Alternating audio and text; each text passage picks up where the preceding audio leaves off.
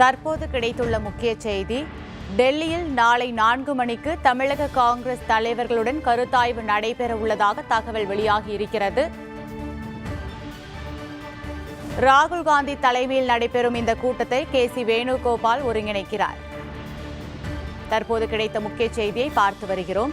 திமுக கூட்டணி குறித்த காங்கிரஸ் நிலைப்பாடு குறித்து அறிவிப்பு வெளியாகும் என தகவல் வெளியாகியிருக்கிறது.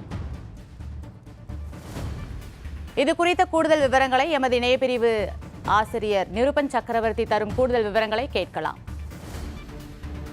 2026 சட்டமன்ற தேர்தல் நெருங்கி வரும் சூழலில் திமுக கூட்டணியில் சிறிதாக நடந்தேறி மனக்கசப்புகள் தற்போது பூதாகரமாக வெடித்துள்ளது என்றே கூறலாம். சமீப நாட்களாக திமுக கூட்டணியில் அங்கம் வகிக்கும் காங்கிரஸ் கட்சியினர், அதாவது தமிழக காங்கிரஸ் கட்சியினர், ஆட்சியில் பங்கு அதிகாரத்தில் பங்கு என்ற கோரிக்கை பூதாகரமாக வெடித்துள்ள சூழலில் தற்போது நாளை மாலை 4 மணிக்கு ராகுல் காந்தி தலைமையில் தமிழக காங்கிரஸ் தலைவருடன் ஆலோசனை கூட்டம் நடைபெற உள்ளதாக தகவல் வெளியாகியிருக்கிறது.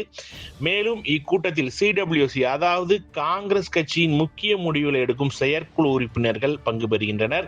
அதுபோக தமிழக காங்கிரஸ் கட்சி தலைவர் செல்வ பெருந்தகை, சட்டப்பேரவை காங்கிரஸ் கட்சி தலைவர் ராஜேஷ்குமார், காங்கிரஸ் பொதுச் செயலாளர் மல்லிகார்ஜுன கார்கே, தமிழகத்தை சார்ந்த MPக்கள் மற்றும் MLAக்களும் பங்கு பெறுகின்றனர்.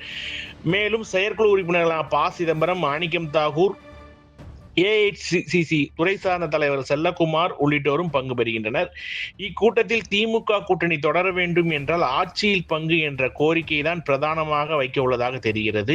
ராகுல் காந்தியும் ஆட்சியில் பங்கு என்ற முடிவை ஆமோதிப்பதாகவும் காங்கிரஸ் மூத்த தலைவர் தெரிவிக்கின்றனர். மாநில சுயாட்சி கொள்கை கொண்ட திமுக நாளை காங்கிரஸ் நிலைப்பாட்டை தெரிவித்த பின் கூட்டணியில் தொடருமா இல்லையா என்பது குறித்து நாளை காங்கிரஸ் நிலைப்பாட்டை தெரிவித்த பின் தெரிந்து கொள்ளலாம்.